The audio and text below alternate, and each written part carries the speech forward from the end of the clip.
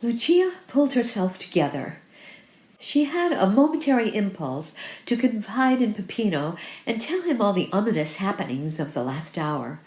How Daisy had said she was engaged for lunch, and Mrs. Boucher had friends to lunch, and Georgie had Olga to dinner and had not asked her, and how the munificent gift of the spit was to be considered by the museum committee before they accepted it. But to have done that would be to acknowledge not one snub, but many snubs, which was contrary to the whole principle of successful attainment. Never must she confess, even to Peppino, that the wheels of her chariot seemed to drive heavily, or that Risholm was not at the moment agape to receive the signs of her favor. She must not even confess it to herself, and she made a rapid and complete volte-face. "It shall be as you like, Caro," she said. "You would prefer to spend a quiet day here, so you shall. As for me, you've never known me yet otherwise than busy, have you? I have a stack of letters to write, and there's my piano looking oh so reproachfully at me, for I haven't touched the dear keys since I came, and I must just glance through Henry VIII, as we're going to see it tomorrow. I shall be busy enough, and you will have your day in the sun and the air. I only thought you might prefer to run up to town today, instead of waiting till tomorrow. Now don't keep me chatting here any longer." Lucia proved her quality on that dismal day. She played her piano with all her usual concentration. She read Henry VIII. She wrote her letters, and it was not till the Evening Gazette came in that she allowed herself a moment's relaxation. Hurriedly she turned the pages, stopping neither for crossword nor record of international interests, till she came to Hermione's column. She had feared, and with a gasp of relief she saw how unfounded her fears had been, that Hermione would have devoted his picturesque pen to Olga and the princess, and given her and her party only the fag end of his last paragraph. But she had disquieted herself in vain. Olga had taken no notice of him, and now, what could be fairer, he took no notice of Olga. He just mentioned that she had a pretty little cottage at Risholm, where she came occasionally for week-ends, and there were 3 long, sumptuous paragraphs about the Hurst, and Mr. and Mrs. Philip Lucas, who had Lord Limpsfield, and the wife of the member, Mrs. Garraby Ashton, and Mrs. Allingsby staying with them. Lady Ambermere and her party from the Hall had come to tea, and it was all glorious and distinguished. Hermione had proven himself a true friend, and there was not one word about Olga and the princess going to lunch with Georgie, or about Daisy and her absurd Ouija. Lucia read the luscious lines through twice, and then, as she often did, sent her copy across to Georgie, in order to help him to readjust values. Almost simultaneously, Daisy sent De Vere across to him with her copy, and Mrs. Boucher did the same, calling attention to the obnoxious paragraphs with blue and red pencil respectively, and a great many exclamation marks in both cases. Risholm settled back into its strenuous life again when Lucia departed next morning to resume her vapid existence in London. It was not annoyed with her any more, because it had learned her, and was quite prepared to welcome her back if and when she returned in a proper spirit and behaved herself suitably. Moreover, even with its own perennial interests to attend to, it privately missed the old Lucia, who gave them a lead in everything, even though she domineered and was absurd and pretended to know all about everything and put her finger into every pie within reach. But it did not miss the new shingled Lucia, the one who had come down with a party of fresh friends and had laughed at the museum, and had neglected her old friends altogether, till she found out that Olga and a princess were in the place. The less seen of her, the better. It was considered also that she had remained down here this extra day in order to propitiate those she had treated as pariahs and condescend to take notice of them again. And if there was one thing that Risholm could not stand, and did not mean to stand from anybody, it was condescension. It was therefore perfectly correct for Daisy and Mrs. Boucher to say they were engaged for lunch, and for Georgie to decline to ask her to dinner. These three formed the committee of the museum, and they met that morning to audit the accounts for the week and discuss any other business connected or unconnected with their office. There was not, of course, with so small and intimate a body, any need to have a chairman, and they all rapped the table when they wanted to be listened to. Mrs. Boucher was greedily counting the shillings which had been taken from the till, while Georgie counted the counterfoils of the tickets. 123, he said. That's nearly the best week we've had yet. And 15 and 4 is 19, said Mrs. Boucher. And 4 is 23, which makes exactly £6, 3 shillings. Well, I do call that good. And I hear we've had a wonderful bequest made. Most generous of our dear Olga. I think she ought not only to be thanked, but asked to join the committee. I always said, Daisy rapped the table. Abfu said just the same, she interrupted. I had a sitting this morning, and he kept writing committee. I brought the paper along with me, because I was going to propose that myself.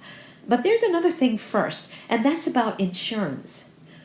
Robert told me he was insuring the building and its contents separately for £1,000 each.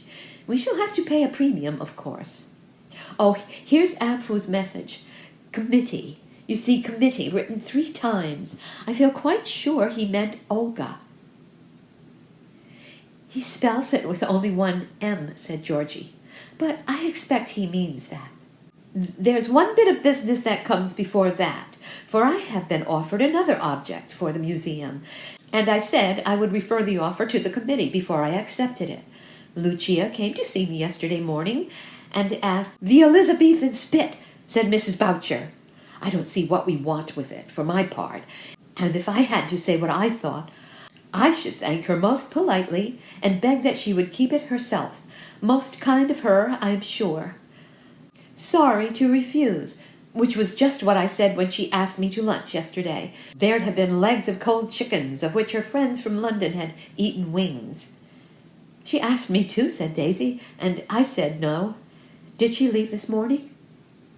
Yes, about 10:30, said Georgie. She wanted me to ask her to dinner last night. Daisy had been writing committee again and again on her blotting paper.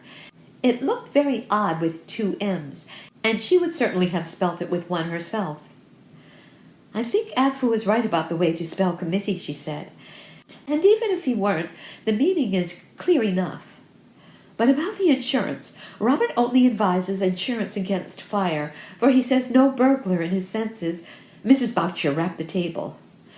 But there wasn't the manuscript of Lucrezia then, she said. And I should think that any burglar, whether in his senses or out of them, would think that worth taking. If it was a question of insuring an Elizabethan spit, well, I want to know what the committee wishes me to say about that, said Georgie. Oh, by the way, when we have a new edition of the catalogue, we must bring it up to date. There'll be the manuscript of Lucrezia. And if you ask me, said Mrs. Boucher, she only wanted to get rid of the spit because it makes her chimney smoke. Tell her to get her chimney swept and keep the spit. There's a portrait of her in the music room, said Georgie, by Sigismund. It looks like nothing at all. Of course, everybody has a right to have their hair shingled, said Mrs. Boucher, whatever their age, and there's no law to prevent you. Daisy rapped the table. We were considering as to whether we should ask Mrs. Shuttleworth to join the committee, she said. She sang, too, beautifully on Sunday night, said Georgie, and what fun we had dancing. Oh, and Lucia asked for the princess's book to sign her name in, and the only book she had brought was a book of crossword puzzles. No, said both ladies together. She did, because Olga's parlour maid told Foljam, and, well, I never, said Daisy. That served her out. Did she write Lucia across and Peppino down? I'm sure I've nothing to say against her, said Mrs. Boucher, but people usually get what they deserve. Certainly let us have the museum insured if that's the right thing to do, and as for asking Olga to be on the committee, Why, we settled that hours ago, and I have nothing more to say about the spit. Have the spit, if you like, but I would no more think of insuring it than insuring a cold in the head. I've as much use for one as the other. All that stuff, too, about the gracious chatelaine at the Hurst in the Evening Gazette. My husband read it, and what he said was, faugh. Tush and faugh was what he said. Public opinion was beginning to boil up again about Lucia, and Georgie intervened. I think that's all the business before the meeting, he said, and so we accept the manuscript of Lucrezia and decline the spit. I'm sure it was very kind of both the donors. And Olga's to be asked to join a committee. Well, we have got through a good morning's work. Lucia, meanwhile, was driving back to London, where she intended to make herself a busy week. There would be 2 nights at the opera, on the second of which Olga was singing in the Valkyrie, and so far from intending to depreciate her singing, or to refrain from going by way of revenge for the slight she had suffered, she meant, even if Olga sang like a screech owl and acted like a stick, to say there had never been so perfect a presentation of Brunhilde. She could not conceive doing anything so stupid as snubbing Olga because she had not come to her house or permitted her to enter Old Place. That would have been the height of folly. At present she was, or hoped to be, on the upward road, and the upward road could only be climbed by industry and appreciation. When she got to the top, it would be a different matter, but just now it was an asset, a score to allude to dear Olga and the hoppings in and out that took place all day at Risholme. She knew, too, a good deal that Olga had done on Sunday, and that would all be useful. Always appreciate, always admire, thought Lucia to herself, as she woke Peppino up from a profound nap on their arrival at Brompton Square. Be busy, work, work, work. She knew already that there would be hard work in front of her before she got where she wanted to get, and she whisked off like a disturbing fly which impeded concentration the slight disappointment which her weekend had brought. If you meant to progress, you must never look back, the awful example of Lot's wife, and never, unless you are certain it is absolutely useless, kick down a ladder which has brought you anywhere, or might in the future bring you anywhere. Already she had learned a lesson about that, for if she had only told Georgie that she had been coming down for a weekend and had bidden him to lunch and dinner and anything else he liked, he would certainly have got Olga to pop in at the Hurst, or have said that he couldn't dine with Olga on that fateful Sunday night because he was dining with her, and then, no doubt, Olga would have asked them all to come in afterwards. It had been a mistake to kick Risholme down, a woeful mistake, and she would never do such a thing again. It was a mistake also to be sarcastic about anybody, till you were sure they could not help you. And who could be sure of that? Even poor dear Daisy, with her ridiculous abfoo, had proved such an attraction at Old Place that Georgie had barely time to get back and dress for dinner, and a benignant Daisy, instead of a militant and malignant Daisy, would have helped. Everything helps, thought Lucia, as she snatched up the tablets which stood by the telephone and recorded the ringings up that had taken place in her absence. She fairly gasped at the amazing appropriateness of a message that had been received only 10 minutes ago. Marcia Whitby hoped that she could dine that evening. The message was to be delivered as soon as she arrived. Obviously it was a last-moment invitation. Somebody had thrown her over, and perhaps that made them 13. There was no great compliment in it, for Marcia, so Lucia conjectured, had already tried high and low to get another woman, and now in despair she tried Lucia. Of course there were the tickets for Henry VIII, and it was a first night, but perhaps you could get somebody to go with Peppino. Ah, she remembered Aggie Sanderson lamenting that she had been able to secure a seat. Without a pause, she rang up the Duchess of Whitby and expressed her eager delight at coming to dinner tonight. So lucky, so charmed. Then, having committed herself, she rang up Aggie and hoped for the best, and Aggie jumped at the idea of a ticket for Henry VIII, and then she told Peppino all about it. Caro, I had to be kind, she said, tripping off into the music room where he was at tea. Poor Marcia Whitby in despair. Dear me, what has happened? Asked Peppino. One woman short, evidently, for her dinner tonight, besought me to go. But you shall have your play all the same, and a dear sweet woman to take to it. Guess. No, I'll tell you. Aggie. She was longing to go, and so is a kindness all round. You will have somebody more exciting to talk to than your poor old sposa, and dearest Aggie will get her play, and Marcia will be ever so grateful to me. I shall miss the play, but I will go another night, unless you tell me it is no good. Of course, the Evening Gazette would contain no further news of the chatelaine at the Hurst, but Lucia turned to Hermione's column with a certain eagerness, for there might be something about the Duchess's dinner this evening.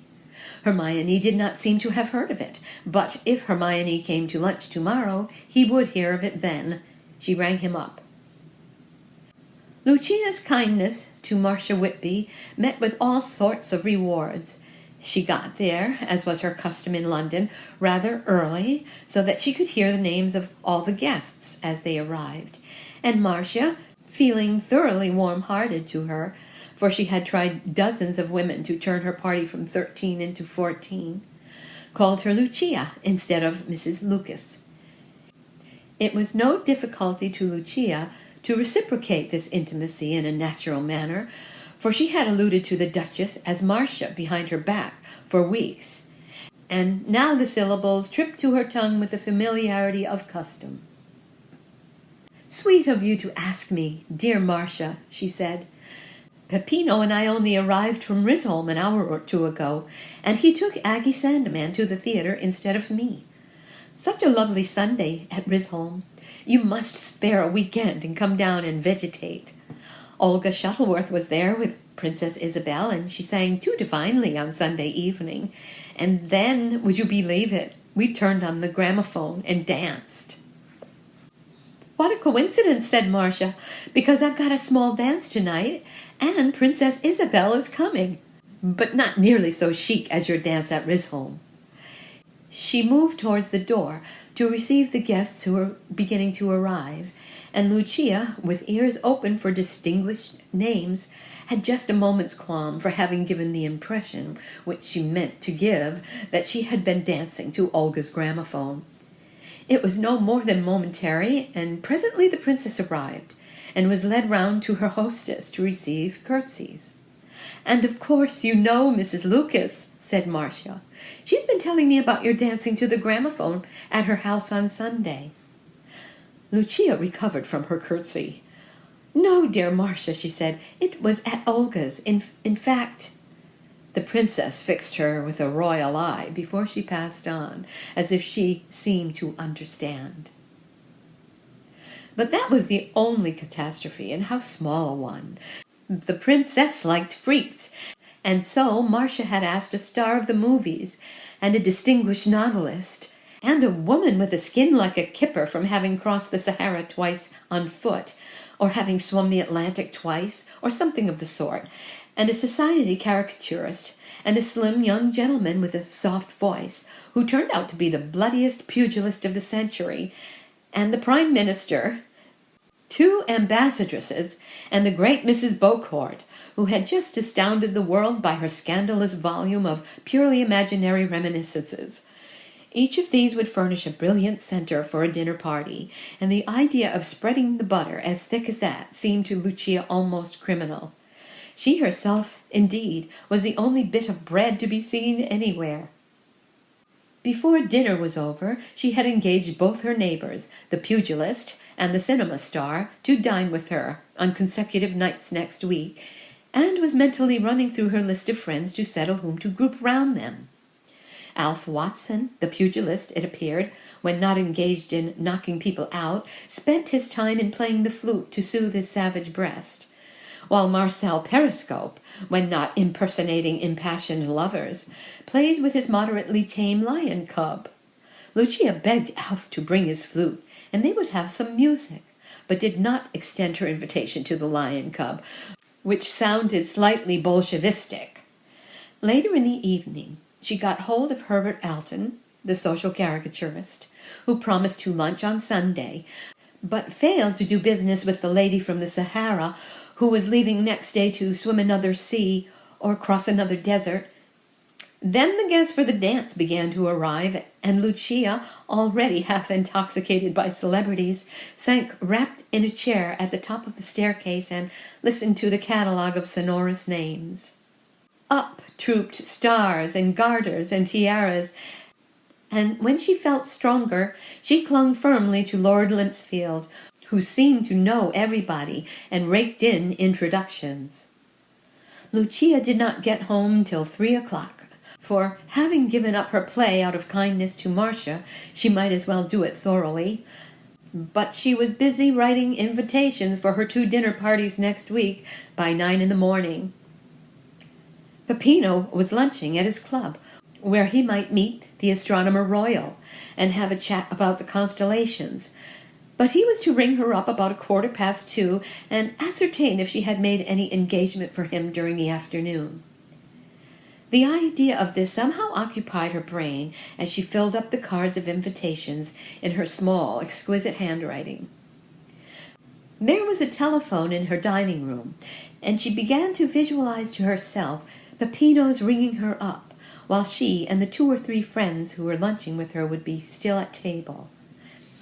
It would be at the end of lunch, and they would be drinking their coffee, which she always made herself in a glass machine with a spirit lamp, which, when it appeared to be on the point of exploding, indicated that coffee was ready. The servants would have left the room, and she would go to the telephone herself.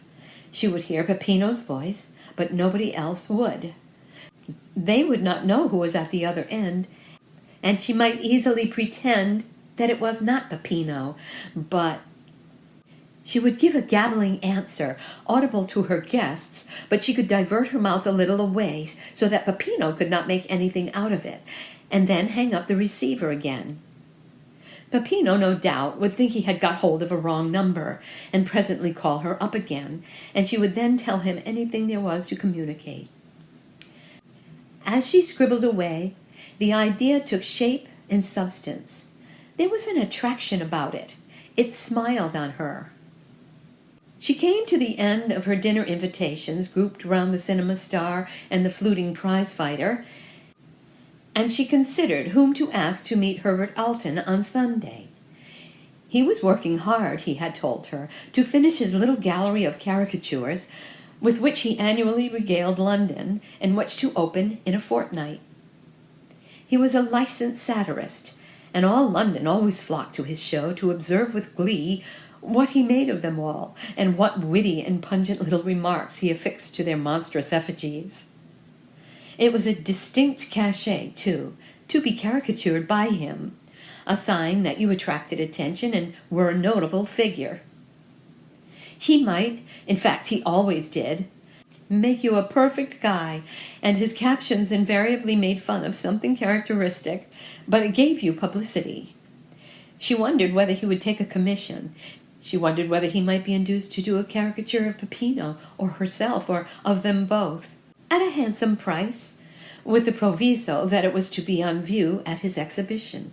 That could probably be ascertained, and then she might approach the subject on Sunday. Anyhow, she would ask 1 or 2 pleasant people to meet him and hope for the best. Lucia's little lunch party that day consisted only of 4 people. Lunch, Lucia considered, was for Auntie. You sat with your elbows on the table and all talked together, just as you did on the green at Risholme. There was something unwieldy about a large lunch party. It was a distracted affair, and in the effort to assimilate more news than you could really digest, you forgot half of it. Today, therefore, there was only Aggie Sandeman, who had been to the play last night with Peppino, and was bringing her cousin Adele Brixton, whom Lucia had not yet met, but very much wanted to know, and Stephen Merriall. Lady Brixton was a lean, intelligent American of large fortune who found she got on better without her husband. But, as Lord Brixton preferred living in America and she in England, satisfactory arrangements were easily made. Occasionally she had to go see relatives in America, and he selected such periods for seeing relatives in England. She explained the situation very good-naturedly to Lucia, who rather irrationally asked after her husband. "In fact," she said, "we blow kisses to each other from the decks of Atlantic liners, going in opposite directions if it's calm, and if it's rough, we're sick into the same ocean." Now that would never have been said at Risholme, or if it was, it would have been very ill thought of, and a forced smile followed by a complete change of conversation would have given it a chilly welcome. Now, out of habit, Lucia smiled a forced smile, and then remembered that you could not judge London by the chaste standards of Risholme. She turned the forced smile into a genial one. "Too delicious," she said. "I must tell Peppino that." "Pep what?" asked Lady Brixton. This was explained. It was also explained that Aggie had been with Peppino to the play last night. In fact, there was rather too much explanation going on for social ease, and Lucia thought it was time to tell them all about what she had done last night. She did this in a characteristic manner. "Dear Lady Brixton," she said, "ever since you came in, I've been wondering where I have seen you. Of course it was last night, at our darling Marcia's dance." That seemed to introduce the desirable topic, and though it was not in the least true, it was a wonderfully good shot. "Yes, I was there," said Adele. "What a crush! Sheer Mormonism, 1 man to 50 women." "How unkind of you." "I dined there first, quite a small party. Princess Isabel, who had been down at our dear little Risholme on Sunday, staying with Olga, such a coincidence." Lucia stopped just in time. She was about to describe the impromptu dance at Olga's on Sunday night, but remembered that Stephen knew she had not been to it. So she left the coincidence alone and went rapidly on. "Dear Marcia insisted on my coming," she said, "and so really, like a true friend, I gave up the play and went. Such an amusing little dinner. Marcel Periscope, the Prime Minister and the Italian ambassadress, and Princess Isabel, of course, and Alf, and a few more. There's nobody like Marcia for getting up a wonderful, unexpected little party like that. Alf was too delicious." "Not Alf Watson?" asked Lady Brixton. "Yes, I sat next him at dinner, and he's coming to dine with me next week, and is bringing his flute. He adores playing the flute. Can't I persuade you to come, Lady Brixton? Thursday. Let me see. Is it Thursday? Yes, Thursday. No party at all, just a few old friends and some music. I must find some duets for the piano and flute. Alf made me promise that I would play his accompaniments for him. And Dora Beaucourt. What a lurid life. And Sigismund. No, I don't think Sigismund was there. It was at Sophie's.